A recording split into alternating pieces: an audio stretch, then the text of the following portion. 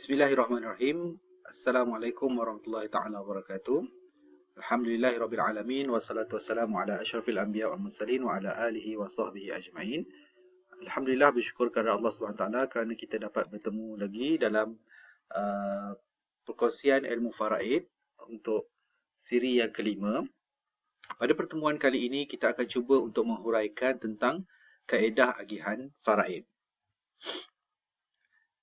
Dalam pertemuan yang lepas, kita telah panjang memperincikan tentang konsep yang pertama dan konsep yang kedua. Kita kata sebelum ini, dalam mempelajari ilmu faraid, perlu mengetahui komponen yang pertama iaitu konsep asas faraid yang terdiri daripada rukun, syarat, sebab dan penghalang yang pernah kita huraikan pada siri-siri yang lepas.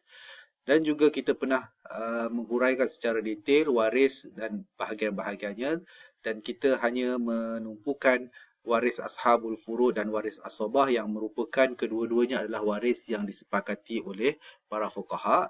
Mungkin dalam sekira ada masa yang mengizinkan, kita akan cuba menghuraikan waris zawil arham pada pertemuan yang lain. Pada kali ini, kita akan cuba menghuraikan serba sedikit bagaimana agihan sesuatu faraid itu telah ditetapkan dalam sesebuah keluarga ataupun kes kematian untuk diagihkan. So, untuk menyelesaikan sesuatu agihan itu, sebenarnya kita ada beberapa langkah yang perlu diketahui. Saya ringkaskan kepada 6 langkah untuk membuat pengiraan sesuatu kes faraid. Hakikatnya kita telah secara tidak langsung menyebutnya ketika kita memperincikan bagi setiap kes waris yang meninggalkan beberapa orang waris.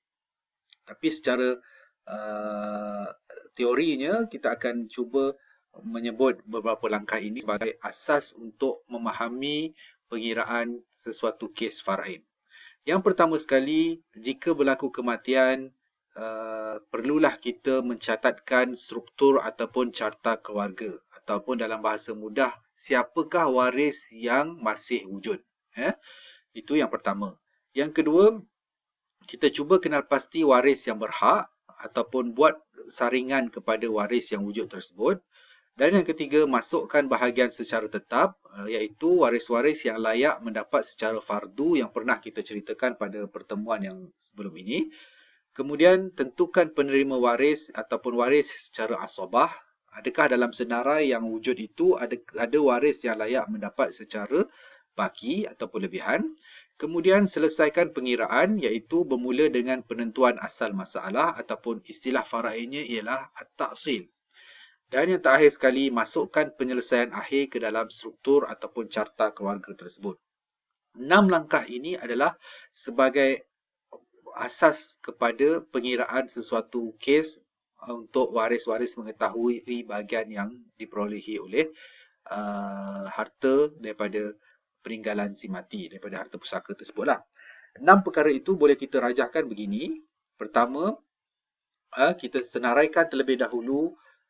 Untuk contoh kes ini, contohnya ialah si mati meninggalkan ibu, bapa, suami, anak lelaki dan saudara lelaki seibu sebapa. Dalam kes ini, kita senaraikan dulu waris-waris yang layak ataupun struktur keluarga bagi si mati. Yang kedua, kita membuat saringan kepada 5 orang waris dalam kes ini. Dalam kes ini, kita lihat hanya ada 4 orang sahaja yang layak, sedangkan seorang lagi iaitu saudara lelaki seibu sebapa terdinding ataupun istilahnya adalah hajab. Kemudian yang ketiga, masukkan waris untuk dapat bahagian secara tetap. Kita telah terangkan dalam pertemuan yang lepas. Untuk kes ini hanya ada 3 orang sahaja, iaitu ibu, bapa dan suami kepada si mati. Maksudnya yang meninggal adalah perempuan. Langkah yang keempat ialah tentukan waris asobah. Dalam kes ini, anak lelaki adalah waris asobah. Secara detail, namanya ialah asobah bin nafs. Kemudian, tentukan asal masalah. Dalam kes ini, asal masalah adalah 12 kerana ada kombinasi antara pecahan bernombor 6 dengan 4. Antara 6 dan 4 ini apabila kita gabungkan akan menghasilkan nombor 12. Dan langkah yang terakhir ialah masukkan penyelesaian akhir. Berapakah nilai saham bagi setiap waris yang layak, termasuk waris asobah.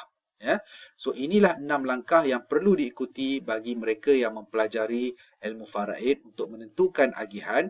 Dan perlu kita tahu, bahawa pecahan akhir ataupun saham yang akhir inilah yang akan didarabkan dengan harta sebenar si mati, yang merupakan mungkin berbeza-beza antara satu kes dengan kes yang lain. Walaupun rajahnya sama, walaupun warisnya sama dan pecahannya sama, tetapi pada realitinya harta yang ditinggalkan oleh si mati adalah berbeza. So, setiap waris juga memungkinkan mereka untuk mendapatkan nilaian harta yang berbeza. Kita huraikan sedikit satu persatu berkaitan dengan langkah tersebut. Yang pertama, langkah pertama, bagi mengetahui sesuatu kes faraid itu, perlulah difahami ataupun dicatatkan siapa struktur ataupun waris kepada si mati. Ini merupakan perkara pertama yang perlu dilakukan. Waris yang masih hidup perlu menyenaraikan semua waris yang mempunyai hubungan dengan si mati, terutama dalam kelompok yang dinamakan sebagai waris ashabul furud dan juga waris asabah. Senaraikan adakah mereka masih wujud ataupun tidak. Yang kedua, kita akan buat saringan kepada waris. Bab ini ataupun perincian ini kita akan lanjutkan pada pertemuan yang akan datang.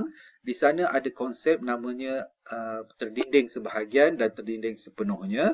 Maksudnya daripada senarai waris yang kita catatkan tadi, tidak semua mereka layak kalau ada 10 orang, ada mereka yang lebih utama berbanding dengan yang lain. Iaitu maksud kepada al-hajab ini ataupun saringan ini, kita akan buat situasi waris yang terdinding atau terhalang daripada pendapat pusaka, sama ada dinafikan terus daripada kadar yang sepatutnya ataupun berlaku pengurangan kepada bahagian mereka. Yang ketiga, masukkan bahagian fardu. Selepas kita catatkan siapa yang terhalang daripada waris yang layak, maksudnya mungkin dari kalangan mereka adalah dari kalangan ashabul furud. Kita pernah belajar sebelum ini, fardu ataupun bahagian tetap yang disebut dalam nas hanya mengandungi 6 bahagian, iaitu 1/2, 1/4, 1/8, 2/3, 1/3 dan 1/6. Kita akan masukkan fardu-fardu ini mengikut waris yang berhak tadi.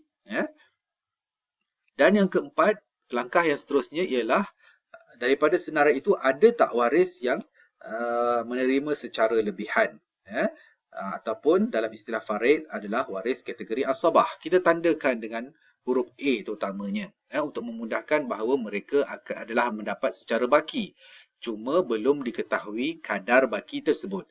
Dan baki tersebut ataupun waris yang mendapat lebihan mungkin kita rujuk semula, adakah dia waris asabah bin nafs, asabah bil ghair ataupun asabah ma'al ghair. Boleh kita ulang kaji pada siri yang telah ditetapkan sebelum ini.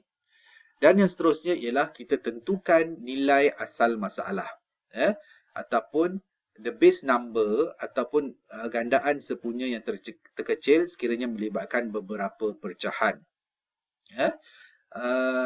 Kalau melibatkan pecahan, dia ada konsep dia, maksudnya hanya melibatkan 7 angka ini.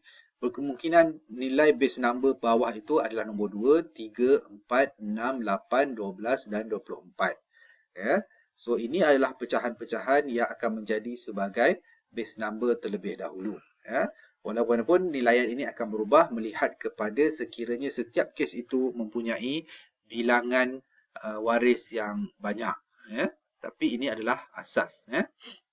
Dan yang terakhir sekali, kita perlu masukkan saham, sebab waris nak tahu berapa bahagian mereka daripada kadar yang telah ditetapkan. Cara menentukan penyelesaian akhir ini ialah setiap waris akan mendapat saham sebenar.